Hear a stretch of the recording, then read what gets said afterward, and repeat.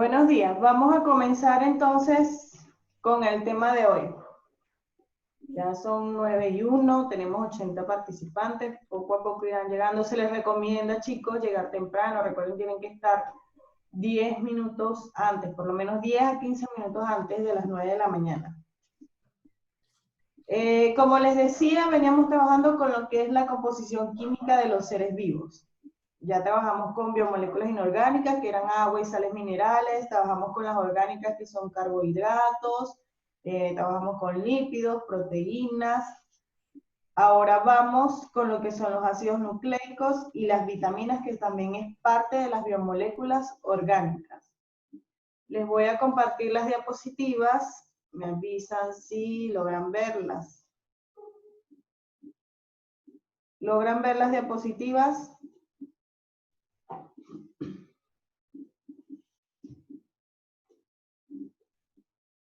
Sí, sí las ven. Entonces vamos a comenzar con el tema. Como les decía, vamos a trabajar con lo que son los ácidos nucleicos y las vitaminas. Cuando les digo ácidos nucleicos, ¿con qué lo relaciono? ¿Con qué tipo de molécula? Con el ADN, muy bien, ADN y ARN. Entonces vamos primero a definir lo que son los ácidos nucleicos. Estas son macromoléculas pentarias. Si son pentarias, es porque tiene 5 componentes.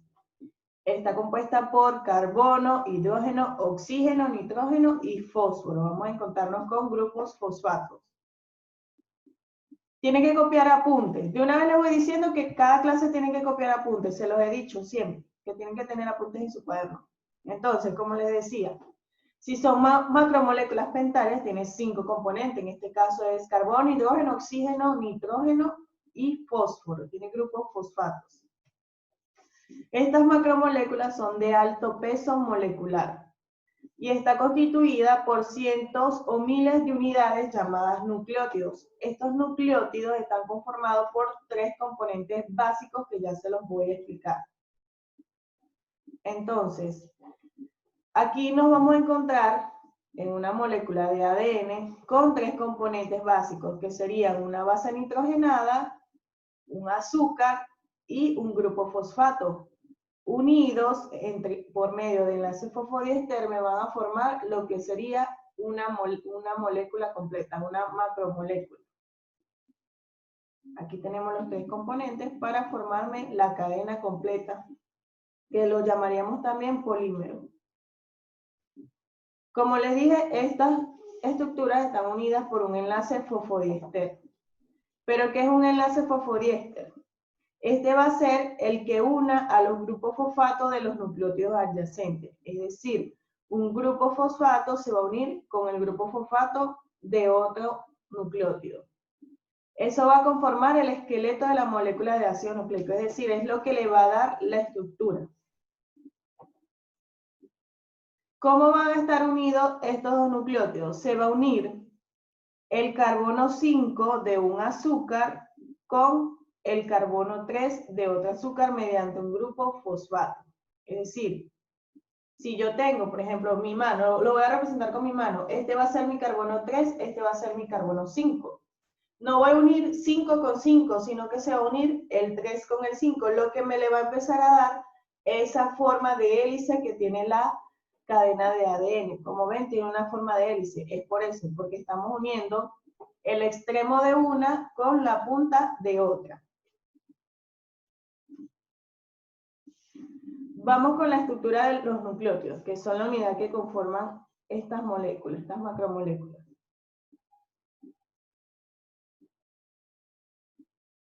En primer lugar, un grupo fosfato. Ese grupo fosfato va a estar representado por el ácido fosfórico, tanto en el ADN como en el ARN. Un azúcar pentosa, si es pentosa, quiere decir que tiene ¿cuántos carbonos? A ver, ¿cuántos carbonos tiene ese azúcar? Si es una pentosa. 5 carbonos, muy bien. Ese azúcar puede ser ribosa o puede ser desoxirribosa. La ribosa para el ARN y la desoxirribosa para el ADN. Si se fijan, es prácticamente la misma estructura molecular. ¿Cuál va a ser la diferencia? En la ribosa, en el carbono 2, tenemos que está oxigenado, tenemos presencia de oxígeno en el carbono 2. En cambio, en la desoxirribosa no tenemos oxígeno, esa molécula está desoxigenada, por eso es desoxirribosa. Entonces, ¿cómo lo vamos a diferenciar? Por la presencia de oxígeno en el carbono 2. Vamos ahora con la base nitrogenada. Dentro de las bases nitrogenadas tenemos una clasificación, tenemos las purinas o bases púricas y tenemos las pirimidinas. Las purinas son heterocíclicas, es decir, van a tener dos ciclos, van a presentar dos ciclos. Y ellas van a ser la adenina y la guanina. Y las pirimidinas tienen un solo ciclo y tenemos tres tipos: timina, citosina y uracilo o uracil. En algunos textos lo pueden encontrar como uracil. Entonces, las purinas son heterocíclicas, es decir, tienen dos ciclos diferentes, uno es de 6, el otro es de 5, y las pirimidinas que tienen un solo ciclo. ¿Ven? Tenemos dos ciclos y por aquí tenemos un solo ciclo. Vamos con la clasificación. En primer lugar tenemos al ADN. El nombre del ADN es ácido desoxirribonucleico. Este ácido desoxirribonucleico se encarga de almacenar la información hereditaria, es decir, es el que contiene nuestros genes. Además de esto, lo va a transmitir de generación en generación. Esto sería la herencia de los caracteres, cuando nuestras características las transmitimos a las siguientes generaciones. Y esto va a permitir evolucionar a las especies. El ADN participa en el proceso de evolución. ¿Por qué? Porque si hay un cambio en un individuo, ese cambio se va a heredar a través del tiempo y va a provocar cambios en esa especie. ¿Cuáles son los componentes del desoxirribonucleótido? Recordemos que son unidades de nucleótidos. Para el ADN lo vamos a llamar desoxirribonucleótido. El ADN está conformado por un ácido fosfórico, esta es su fórmula H3PO4. Ese va a ser el grupo fosfato del ADN. Aquí en esta cadena de ADN se lo estoy representando con la letra P, aquí se lo encerré en un círculo. Luego tenemos una pentosa, que dijimos que era la desoxirribosa, va a estar representada por esta figura de acá. Y luego tenemos sus bases nitrogenadas. ¿Cuáles son las bases nitrogenadas del ADN? Tenemos adenina, guanina, citosina y timina. Esas son sus 4 bases nitrogenadas. Por ejemplo, acá, este desoxirribonucleótido está compuesto por un grupo fosfato, un azúcar desoxirribosa y una base nitrogenada, en este caso es la citosina.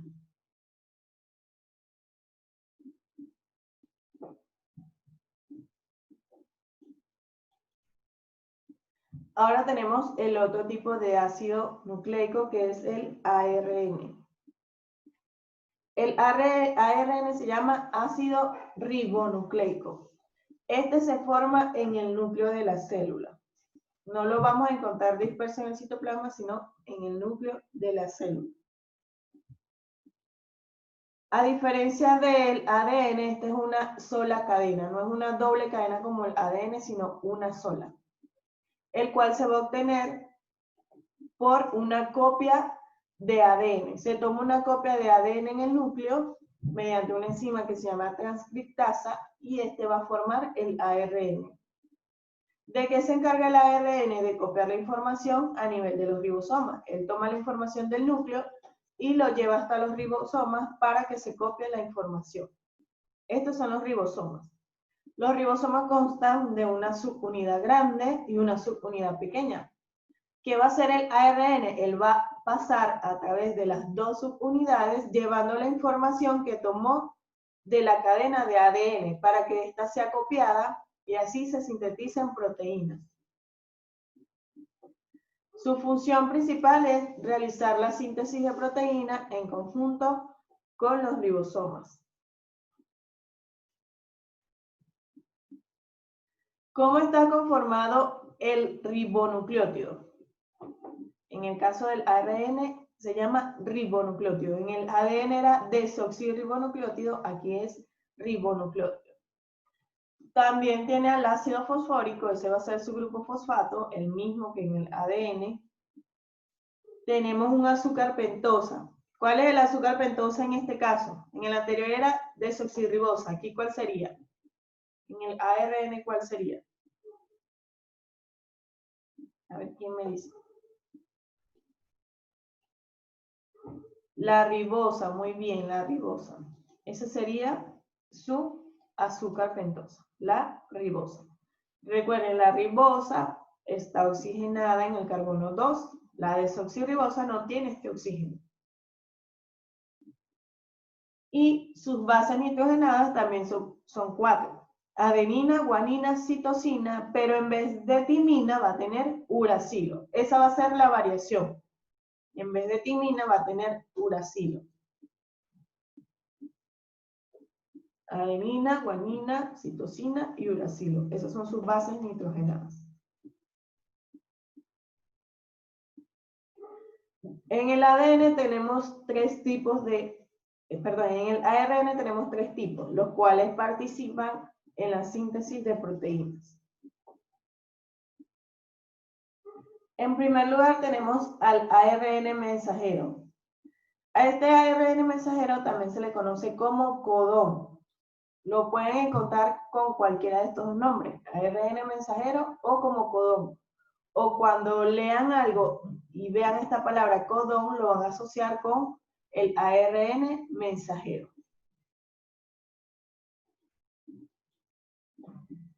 Este ARN mensajero se obtiene por la transcripción de una secuencia de ADN. En el núcleo va a llegar una enzima llamada transcriptasa que va a tomar una secuencia de ADN y lo va a convertir en ARN mensajero, es decir, lo va a transcribir. ¿Cómo va a pasar esto? Ya él va a cambiar la timina por uracilo. Este tiene una estructura lineal. Si ven, no es una doble cadena, no es una hélice, solamente es una estructura lineal. ¿Qué va a hacer él? ¿Cuál es su función? Copiar la información del ADN y la va a llevar desde el núcleo de la célula hasta el citoplasma. Luego tenemos el ARN ribosómico. El ARN tiene una configuración globular, es decir, él se va a enrollar en sí mismo para conformar para tener una estructura globular. ¿Para qué? Para unirse con proteínas y formar parte de los ribosomas. Como les dije, el ribosoma tiene dos subunidades y ese ribosoma va a tomar ese ARN ribosómico va a tomar una forma parecida a ese ribosoma para unirse a él mediante proteínas llamadas riboforinas. Va a ser parte de ese ribosoma. ¿Cuál es su función? Forma parte de la secuencia de ensamblaje de los ribosomas, es decir, él es el que va a adherir este ARN mensajero, este código que trae el ARN mensajero, lo va a adherir al ribosoma para que pueda ser interpretado. Y va a traducir los codones y anticodones. Los codones, los que vienen del ARN mensajero. Y los anticodones son los del ARN de transferencia. Este ARN de transferencia tiene una forma o una configuración en hoja de trébol invertida. Como ven aquí, parecido a una hoja de trébol, más bien parece una llave inglesa. En algunos textos pueden encontrar que tiene forma de llave inglesa.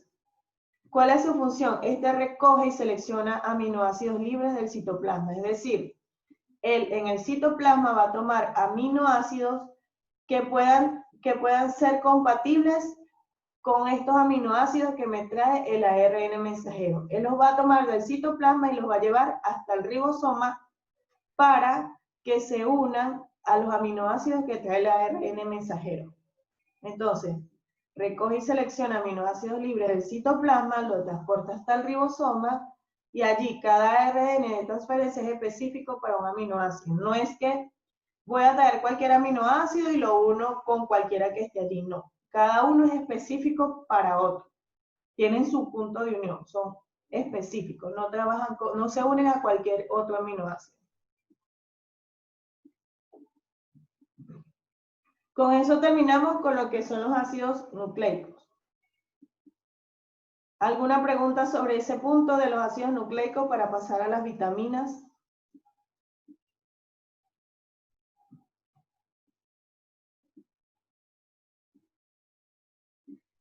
O les pregunto yo, de las azúcares, ¿cuál es la que está desoxigenada?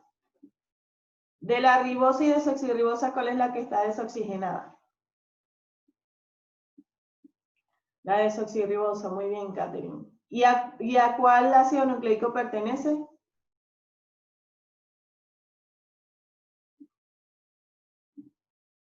Al ADN, muy bien. El grupo fosfato, ¿cómo se llama? ¿Qué molécula es del grupo fosfato?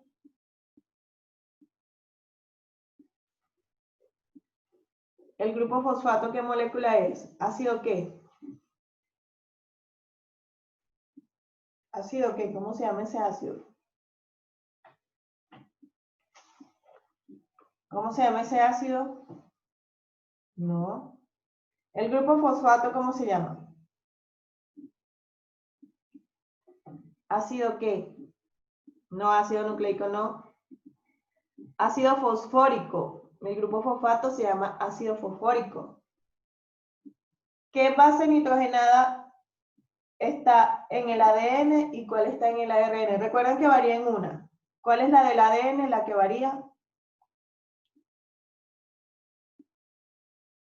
La timina, muy bien. ¿Y la del ARN? Uracilo, muy bien. Entonces vamos a continuar acá con lo que son las vitaminas. Ya con las vitaminas terminamos con toda la composición química de los seres vivos. Las vitaminas son compuestos heterogéneos. Si son heterogéneos es porque está compuesto por diferentes tipos de moléculas o de elementos. Estas no tienen valor energético, es decir, no nos van a proporcionar energía, sino que ayuda a que otras sustancias nos proporcionen energía. No son sintetizadas en el organismo. Si no son sintetizadas en el organismo, entonces las requerimos por ingesta directa. Debemos consumirlas a través de los alimentos o con suplementos. Estas son imprescindibles para el desarrollo de la vida y cuando no las consumimos, cuando no tenemos una ingesta adecuada de vitaminas, esto provoca daños en la salud. Las vitaminas se pueden clasificar en liposolubles e hidrosolubles. Las liposolubles, ¿a qué le suena lipo? Esta palabra lipo estará relacionado con ¿qué? La palabra lipo estará relacionado con ¿qué? Con lípidos, muy bien, con grasas. Es decir, lo podemos encontrar en las grasas. Hidrosolubles, la palabra hidro, ¿con qué? Con agua, muy bien. Entonces vamos primero con lo que son las vitaminas liposolubles. Estas vitaminas liposolubles las vamos a encontrar mayormente en la parte grasa de los alimentos. Principalmente, o para poder obtenerlas, ellas al consumirlas son transportadas al oxígeno mediante una proteína transportadora. Es decir, necesitan un vehículo para pasar a través de nuestro organismo. Si no tenemos una proteína que las transporte, o está fallando esa proteína en nuestro organismo, no vamos a poder sintetizar bien, obtener esa vitamina. Entonces, la obtenemos de la parte grasa de los alimentos, son transportadas al hígado por una proteína transportadora que las va a llevar directamente al torrente sanguíneo. Por ejemplo, aquí tenemos la vitamina D, que la obtenemos y ella va a llegar al hígado mediante una proteína transportadora. esa proteína transportadora la va a llevar hasta nuestros riñones, donde va a ser filtrada y va a ser absorbida. Puede ser enviada al intestino, que la va a llevar directamente al torrente sanguíneo, o también, si la necesitamos en los huesos, va a llegar hasta los huesos por otro tipo de proteína. Entonces, todas las liposolubles van a necesitar una proteína transportadora. Ejemplo de vitaminas liposolubles, tenemos varias, pero les voy a explicar solo algunas, por cuestiones de tiempo. En primer lugar, tenemos la vitamina A. La vitamina A se le reconoce como retinol. ¿En qué nos va a ayudar la vitamina A? A mantener la salud de los ojos, piel, mucosas y glándulas germinativas. Cuando hablamos de glándulas germinativas nos referimos a aquellas glándulas de donde provienen nuestras células sexuales. ¿Dónde las podemos obtener? En espinacas, brócoli, zanahoria, semillas de cereales, aceite de hígado de bacalao, yema de huevo y en el berro. La no ingesta de la vitamina A nos va a causar trastornos metabólicos, como cuáles: ceguera nocturna, trastorno de crecimiento, piel seca y caries. Esto es lo que pasa cuando no consumimos la vitamina A. Está muy asociada con la salud de la vista. Entonces, la no ingesta va a provocar daños en nuestros globos oculares, específicamente en los conos y los bastones, que son las células receptoras de nuestro ojo. También puede causar daños en los riñones. ¿De qué manera? Causándonos cálculos. Nos va a ocasionar cálculos en los riñones.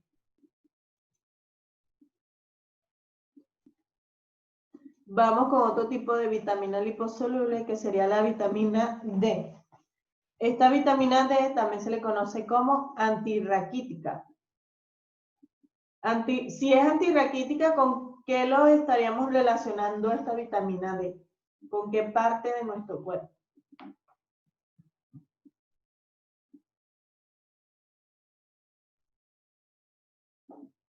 ¿Con qué? Con los huesos. Muy bien, Lucero. Con los huesos lo relacionamos. Entonces, la vitamina D nos va a ayudar a mantener huesos duros y dientes sanos. ¿Dónde lo podemos obtener? En verduras, aceites vegetales, margarina, leche, hígado de bacalao, pescado y setas. Y lo podemos obtener directamente de los rayos solares. Si nos exponemos a los rayos solares, vamos a obtener vitamina D. Tampoco es que nos vamos a poner todo el día a llevar el sol y nos vamos a quemar, sino que es necesario diariamente salir y tomar un poco de sol, porque estaríamos absorbiendo vitamina D. La no ingesta de vitamina D nos va a causar, en el caso de los niños, va a causar raquitismo. Y en el caso de los adultos, osteomalacia y osteoporosis. Esto está relacionado con la densidad de los huesos. Cuando los huesos se vuelven débiles, están propensos a fracturas. En los niños el raquitismo, o también va a evitar el crecimiento adecuado de los niños. Va a disminuir la etapa de crecimiento. Por ejemplo, aquí tenemos que la vitamina D la podemos obtener mediante los rayos solares o mediante la ingesta diaria, o también de manera sintética cuando compramos las vitaminas y las consumimos. Ella va a llegar hasta el hígado. En el hígado va a ser tomada por una proteína que la va a transportar hasta los riñones. Y como les dije en la imagen anterior, de los riñones va a pasar directamente al torrente sanguíneo mediante el intestino, y también va a pasar a los huesos.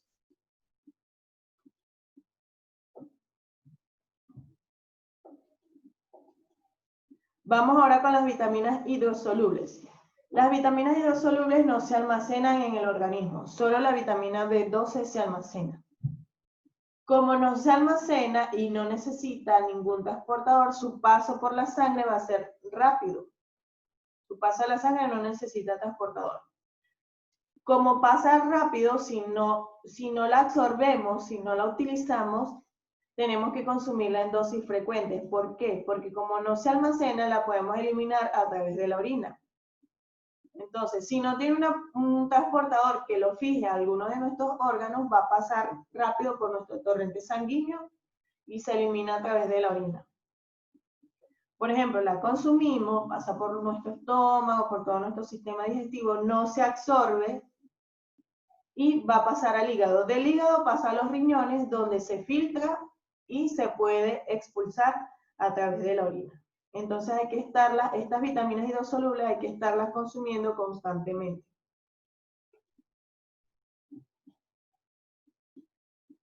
Algún ejemplo de estas vitaminas hidrosolubles, la vitamina C, conocida como ácido ascórbico, es un antioxidante, participa en la conformación de células para formar tejidos, participa en la formación del colágeno que está presente en nuestra piel, nuestras uñas, nuestro cabello, y refuerza el sistema inmunológico. Por eso es que ahorita con lo del coronavirus, con el COVID, han mandado a consumir mucha vitamina C porque esta ayuda a reforzar el sistema inmunológico.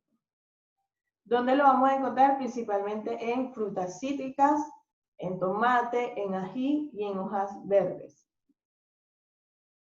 La no ingesta de la vitamina C nos va a provocar escorbuto, que es cuando salen llaguitas en la boca, cuando le salen ronchitas en la boca, la caída de dientes o también las encías les pueden sangrar y trastornos digestivos.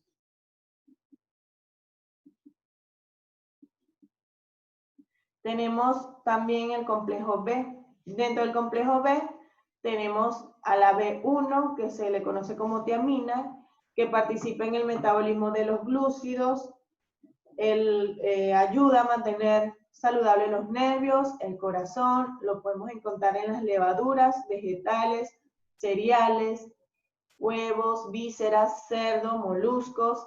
La no ingesta nos va a causar debilidad, fatiga, psicosis y daño neurológico, es decir, produce daños a nuestro sistema nervioso. Tenemos la vitamina B2, conocida como riboflavina. La riboflavina participa en los procesos respiratorios celulares, es decir, ayuda en la actividad de las mitocondrias. Participa o mantiene el metabolismo de las proteínas, lo encontramos en bacterias, levaduras, vegetales amarillos, leche, huevos, hígado. La no ingesta va a causar irritación de la garganta, grietas y llagas en los bordes de los labios y las comisuras de la boca, es decir, en esta parte de acá se va a estar rompiendo siempre cuando hay falta de riboflavina. Y también causa enrojecimiento de la lengua. Tenemos no les voy a explicar todo el complejo B porque son varias. Tenemos la vitamina B5 también, conocida como ácido nicotínico. Tenemos la vitamina B6, conocida como piridoxina.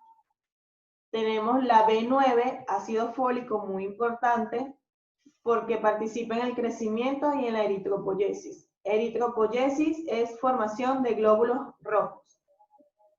Participa en la síntesis de purinas y pirimidina, es decir, en la síntesis de bases nitrogenadas. Lo vamos a encontrar en el hígado, riñón, huevos y hojas verdes. También lo vamos a encontrar o participa en la fermentación. Lo tenemos también en la flora bacteriana. Nosotros tenemos una flora bacteriana normal en nuestro sistema digestivo. La no ingesta que produce anemia y retraso en el crecimiento. Por eso es tan importante el consumo de ácido fólico durante el embarazo, sobre todo durante los primeros meses. Por último tenemos la B12, conocida como cobalamina, que participa en la formación de sangre y piel. Lo encontramos en los tejidos animales, productos integrales, lácteos, pescado. También es sintetizado en el intestino. Nuestro intestino lo produce. La no ingesta produce cansancio, palidez, pérdida de peso y debilidad. Esas son algunas de las vitaminas que conocemos. Bueno, chicos, ya con esto concluimos la clase. Ya son las 9:30. La única actividad que les pensaba dejar, ¿ven el libro? Infórmenme si ven el libro.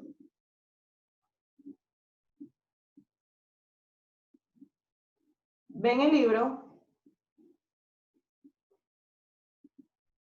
Ya les voy a compartir el libro.